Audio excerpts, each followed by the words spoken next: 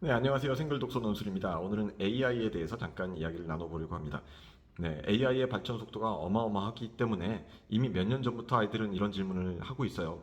앞으로 번역 다 해줄 텐데 뭐하러 영어를 공부합니까? 계산 다 해줄 텐데 뭐하러 수학을 합니까? 글 다 써주고 있는데 뭐하러 작문을 연습합니까? 뭐 이렇게 쭉 얘기하다 보면 결국 인간은 지금 하고 있어야 되는 모든 것들이 다 의미가 없어지는 그런 질문을 아이들이 아주 날카롭게 던집니다. 그러나 꿍꿍이 속은 뻔합니다.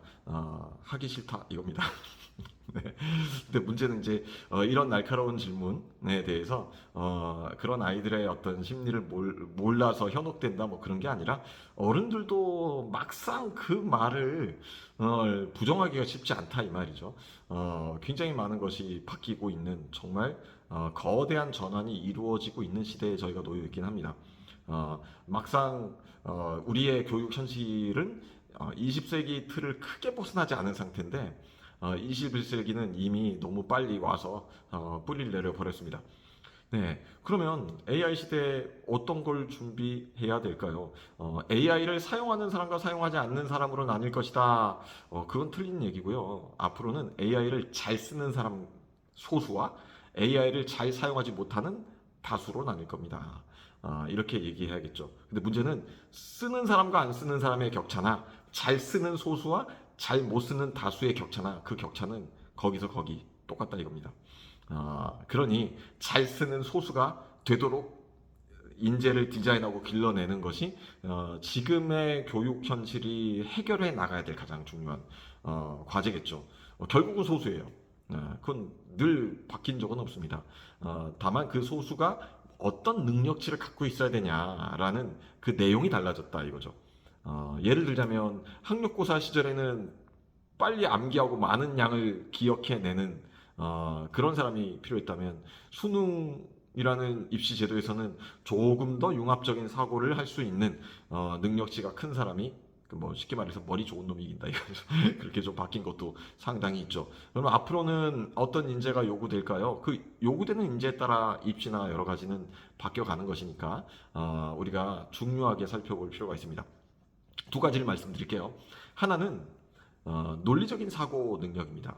그러니까 단순하게 그 앞에 놓여 있는 단답형적인 논리가 아니라 긴 호흡으로 쭉 연결돼서 그 세부 조항들이 뭐 3개, 4개까지 격가지를 치는 그것의 상하 관계, 위계 관계, 인과관계 이런 걸 다 종합적으로 기억하기 때문에 전체를 성찰할 수 있는 그런 전체를 통찰할 수 있는 이제 그 전체 통찰이 가능한 긴 논리적 사고 필요한 거예요. 그거는 어떻게 갖춰집니까? 뭐 대부분 교육자들이 두 가지를 또 여기서 얘기를 많이들 하는 것 같아요. 하나는 수학입니다.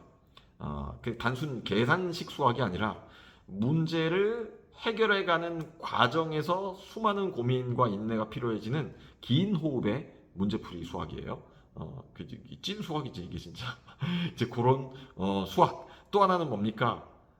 그래요. 독서도 어떤 독서냐? 짧은 이야기책 절대 아니고요. 감각적인 이야기책 절대 아니고요. 말씀드린 것처럼 긴 호흡으로 앞에 내용 안 까먹어야 연결해서 읽어낼 수 있는 그거예요. 앞에 내용이 정리가 돼야 그 흐름의 연장선에서 지금 읽고 있는 페이지가 이해가 되는 그런 책이에요. 주로 어떤 책들이 그런 요소를 갖고 있냐면 오래된 책들입니다. 고전들이에요. 고전 작품들을 읽는 것은 앞으로 그래서 논리적 사고에 굉장히 큰 부분이 될 겁니다. 뭐 대표적인 책이 지금 머리에 떠오르는 건 마키아벨리 군주론 같은 거죠.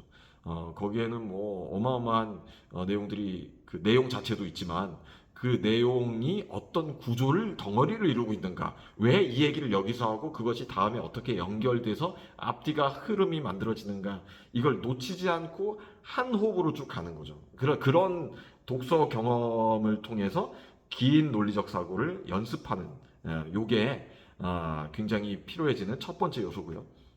두 번째는 융합적인 사고입니다.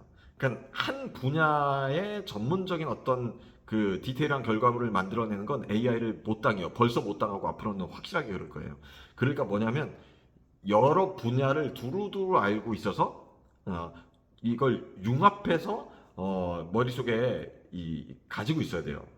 거기서 펼쳐질 수 있는 게 이제 그 제대로 된 프롬프트를 먹이기 위한 상상력이거든요. 이게 없으면 AI라는 것은 엄청나게 빨리 발전해 가겠지만 대부분 이렇게 말해버려요. AI도 거짓말 많이 하던데요. 그는 질문을 구체적으로 안 했기 때문이에요. 프롬프트를 정확하게 넣을 수 있으려면 융합적 사고가 필요합니다. 그러려면 어떤 그 분야에 대한 구조적인 이해가 필요해요. 그러니까 아까 논리적 사고의 연장선에 있는 거죠. 전체를 종합하는 것. 어, 그래서 하나의 분야가 아니라 여러 개의 분야를 연관지어서 상상력으로 제대로 된 질문을 던질 수 있는 요 능력치, 요런 방향으로 뇌를 디자인해 가야 되는 것이 앞으로 필요한 그 AI를 제대로 사용하는 소수가 되기 위한 요소입니다. 또 하나는 아무리 뛰어나도 인간은 이제 거기서 거기밖에 안 되는 그런 존재입니다. 우리 종이 처음으로 우리보다 뛰어난 존재를 지구상에 만나게 된 현실이에요. 그럼 어떻게 되냐? 우리끼리 잘 뭉쳐야 돼요. 자, 여기서 협업 능력, 소통 능력입니다. 분야가 다른, 그러니까 내가 좀 더 자신 있는 분야가 철학이다. 쟤는 좀 더 자신 있는 분야가 심리학이다. 쟤는 좀 더 자신 있는 분야가 수학이다. 이런 영역들을 넓게 가지고 있는 사람들과 소통하는 거예요. 근데 그러기 위해서 융합적 사고가 필요한 거예요. 그러니까 심리학을 모르면서 난 철학만 알고 있으면 쟤랑 얘기가 안 통하겠죠. 서로 융합적인 어떤 덩어리를 만들어낼 수 있는 협업 구조. 요걸 만들려면 그걸 울타리칠 수 있는 리더십이 필요하겠죠. 어떤 리더십이겠습니까? 그렇죠. 융합적 사고와 상상력을 가진 소통 능력이 뛰어난 사람이죠. 이제 그것이 뛰어난 두뇌다라는 것으로 앞으로 나타날 겁니다. 그러니까 개인이 빨리 지식을 정리 습득하고 오래 기억하는 것이 머리가 좋은 거야 라는 것은 20세기 형태의 천재고 21세기는 전혀 다른 인재가 요구되는 방향으로 가는 거죠. 자, 그러면 이런 융합적 사고 어떻게 만들 수 있습니까? 당연하죠. 네. 저는 뭐 죽었다 깨어나도 항상 똑같은 얘기합니다. 고전 읽기예요, 고전 읽기. 고전 읽기 안에 이미 다 들어가 있어요. 왜냐하면 이 500년, 1000년 읽히는 책을 쓴 사람들은 이미 그 시대 천재들이에요. 그 시대 천재들은 이미 분야라는 게 없어요. 전체를 포괄적으로 바라보면서 이야기를 풀어내고 던져냅니다. 그리고 그런 책들이 수백 년간 읽히고 있는 것은 여러 분야에서 읽히고 있는 거거든요. 그러니까 융합적 사고는 고전 안에 녹아져 있다라는 사실입니다. 그러니까 이 시대에는 이런 방식으로 독서 접근하면 진짜 큰일 나요. 앞으로는 내용을 빨리 파악하는 게 필요해. 아니 그건 AI가 다 한다고요. 내용 빨리 파악하기 위해서 막 속도 훈련하고 막 그 발췌하고 뭐 짧은 글을 읽고 그거 빨리빨리 옆에다 요약하는 거 달고 아직도 요런 식으로 글 공부를 가르치는 독서 논술학원들이 있어서 제가 드리는 말씀이에요. 옛날부터도 그건 틀렸고 지금은 진짜 틀립니다. 지금은 플라토 국가 같은 거 통으로 놓고 이걸 긴 호흡으로 읽어가면서 융합적 사고로 들어가 줘야 돼요. 그래야 됩니다. 그럼 융합적 사고의 끝판왕은 뭡니까? 장문입니다. 장문. 글짓기예요. 네. 이게 이제 모든 것을 결정합니다. 그러니까 고전을 읽고 전체를 정리해서 융합적으로 사고해서 글짓기로 마무리하는 이 능력이 굉장히 고급진 능력이죠. 네, 이건 사실 그렇지만 고전적 능력이기도 해요. 오랫동안 이것을 지식인이다 해왔습니다. 네, 이제는 진짜 진검승부의 시대인 거죠. 바로 이 고전적 의미의 지식인이 AI를 앞으로는 훨씬 잘 다룰 수밖에 없는 그런 위치에 올라갑니다. 질문하면서 인내심을 갖고 종합적으로 사고하면서 긴 호흡의 논리 관계에서 전체 구조를 융합적으로 사고하고 파악할 수 있는 능력. 그러면 가장 치명적으로 이 능력치를 발전시키는 데 있어서 방해되는 요인이 뭐냐면 그것은 단답형적인 질문으로 AI를 막 쓰면서 지금 해야 될 일들을 안 해버리는 거예요. 네. 지금은 수학 문제 놓고 끙끙거려야 되고 영어 단어 외우느라 박 터져야 되고 두꺼운 책을 읽어내느라 진땀을 뺄 수 있는 그런 그 교육이 필요합니다.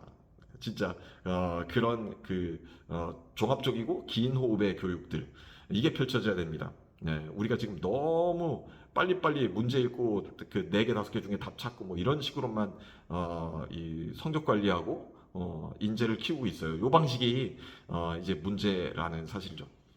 네, 그래서 생글에서는 고전 10년째 읽고 있고 장문, 네, 이 심각한 의미의 그 장문 굉장히 빡센 장문들 아이들하고 하고 있고요.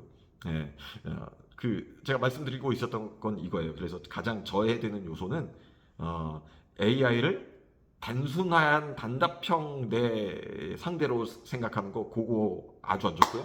또 하나는 영상 컨텐츠에 하루에 1시간, 2시간 막 몰빵해 있다. 그거 진짜 치명적이에요. 영상으로 지식 정보를 얻는 것 필요하죠. 영상이 때로는 굉장히 큰 도움이 돼요. 네. 저도 최근에 어떤 새로운 상품을 매뉴얼을 읽어봐도 이해가 안 됐는데 영상 보니까 바로 이해가 돼서 사용하고 있거든요. 제 홈트 도구 중에 하나인데 뭐 그렇죠.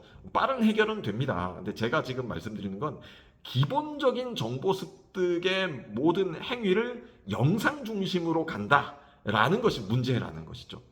요즘 아이들이 유튜브에서 너무 많은 걸 의존하고 있습니다. 근데 제가 봤을 땐 별로 유튜브에서 지식을 얻는 녀석은 별로 없고 온갖 쓸데없는 거 자꾸만 막 얘기해요. 막 이상하게 치우친 정보들.